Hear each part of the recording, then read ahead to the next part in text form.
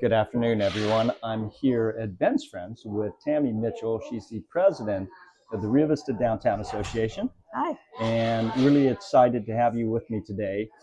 So, Thank you. I'm very excited because you're also working on a lighting project, which is a kind of a public-private partnership with the city, where the city gives resources when they can, but this is the only way. Some of the visions that I have for our community and some of the projects that I want to complete in this community, they have to be done with the private sector, and they have to be done with nonprofits. And Tammy has really been the one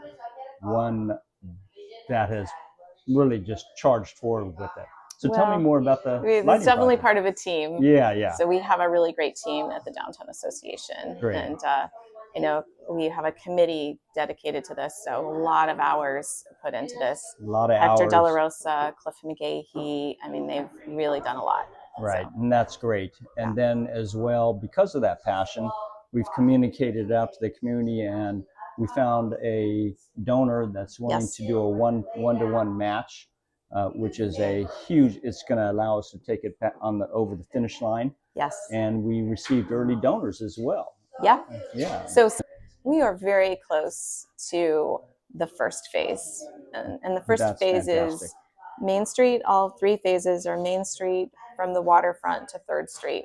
And each pole is $15,000. $15,000 is what we've budgeted for. Right. Yeah. And so it will be dependent on the level. We will give recognition to everyone. Each pole we had talked about on a $15,000 pole that we would put a name tag on there to recognize the donor.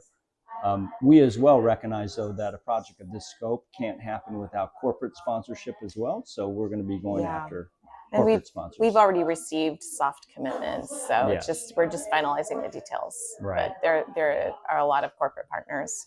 They're excited about the project. That's fantastic. Yeah. And then I always hear, nonprofit organizations within our community are stepping up. We've received a number of soft commitments from organizations as well that they want to participate in this. This is going to benefit the whole community. The whole community. So when I receive comments from people, they say we should be like, and they name all these towns, and each one of those towns actually has a lighting project. We talked to Benicia. They have a beautiful lighting project, and they're also a small town waterfront community. We talked to Winters, the mayor and the city manager, and their lighting project is a part of their charm. Lodi, we talked to Lodi, and they were the ones that said, don't do in the trees. Right. And we actually, probably 10 years ago, did do a project where we wrapped trees, and they instantly broke. Within 2 years, they were non-functional. Yeah, trees are dynamic. Trees grow. Yeah, which is great. Yeah. We want the trees to grow. So but anyway, thank you very much for your time. Yeah, thanks for awesome. talking to me. Appreciate Thank you. It's amazing. It's visionary. It's going to transform the entire downtown, bring more people here in the evening. And yes, hopefully businesses will stay up a little later, so that they could benefit from all the people coming downtown. Right. We've seen it in other cities. I think we're moving forward, and we're going to make it happen. Yeah, and Hector was very instrumental in doing all the detail work, certainly the stuff that I do not enjoy doing whatsoever. But he's been fantastic on that side. Worked with Tammy, and Cliff McGahee as well was very involved in that process. So we are over the top ecstatic about where this is going to go. We already know that the first block for sure is going to happen. And it's just a question of whether we're going to get the funding now for the second and the third block potentially. But it's all going to happen. It's a community effort. We're hoping that all of you would join in on this project. Good morning. I'm back again, and I want to thank Hector De La Rosa and Tammy Mitchell for the passion that they're showing with regards to the lighting project that the Rio Vista Downtown Association is doing. Thank you.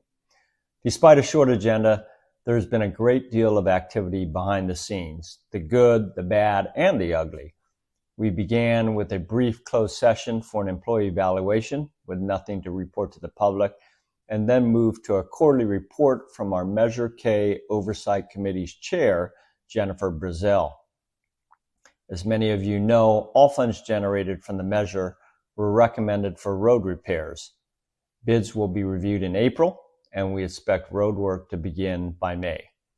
I also had the honor of delivering 2 proclamations. The first recognized February as Black History Month. I presented it to Janice Wilson, the president of the Whist Club, and Rich Lynn, Rio Vista liaison to the Tri-City NAACP.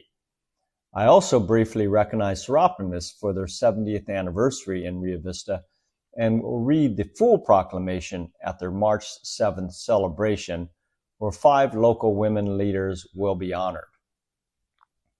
Under action items, item 7.1 was a straightforward approval updating the job descriptions for the public works supervisor and superintendent classifications.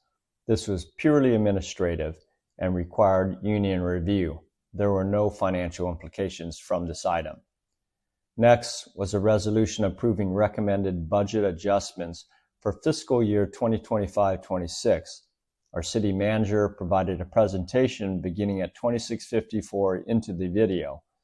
The general fund decreased by just under $4,000.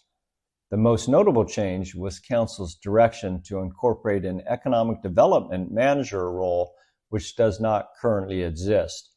In the previous budget, we had anticipated this function would be covered by California Forever, which will not be happening at this point. Nevertheless, it remains a critical function as we compete for business across our entire region. Some costs will be offset by not funding the building inspector position, as we are pleased with our contracted provider at this point. Councilmember Stanish requested that we immediately fund a battalion chief for the fire department.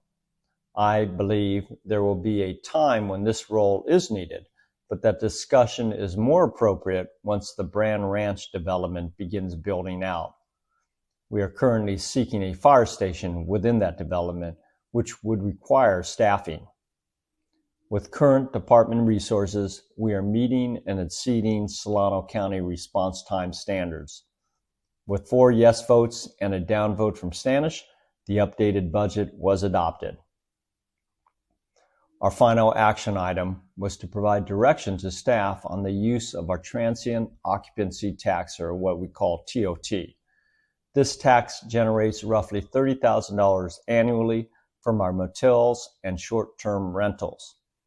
Council has historically used these funds to support local organizations that promote commerce and tourism in Rio Vista.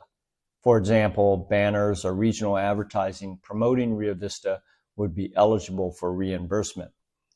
With our branding campaign nearing completion, the city is also exploring partnerships with economic development, data analytics, social media, and promotional firms that could be supported by these funds. Accordingly, Council agreed to reduce the grant pool to $10,000, and at a later date, Council will provide staff with recommendations for the remaining funds. Now on to the bad and the ugly. Caltrans has indicated that they have lost approximately 60% of the funding for the State Highway Operation and Protection Program, also known as SHOP, which was to be used to fund Phase 2 and 3 highway improvements from Somerset to the bridge. It was to begin this year after several years of delay, but now Phase 2 has been pushed out to 2028 and Phase 3 to 2029 with absolutely no guarantees. Following this news, I reached Assemblywoman Lori Wilson's office, and at her request, I asked the Solano Transportation Authority Board to draft a letter to her office. We will also be reaching out to Senator Capaldi's office. Our city manager has prepared a strong draft letter that will serve as the foundation for advocating that this project move forward immediately with no further delay. Note, I serve on the Yolo Solano Air Quality Management District Board, which works to fund clean air initiatives. I'm exploring additional funding to support our Delta Breeze, and soon there will be an announcement regarding an electric bike incentive program. Based on current information, vouchers could cover up to $700 toward the purchase of an electric bicycle. We will continue to seek funding for bike and pedestrian projects across our city to promote connectivity. Have a great weekend and consider supporting the Downtown Association's Light Project.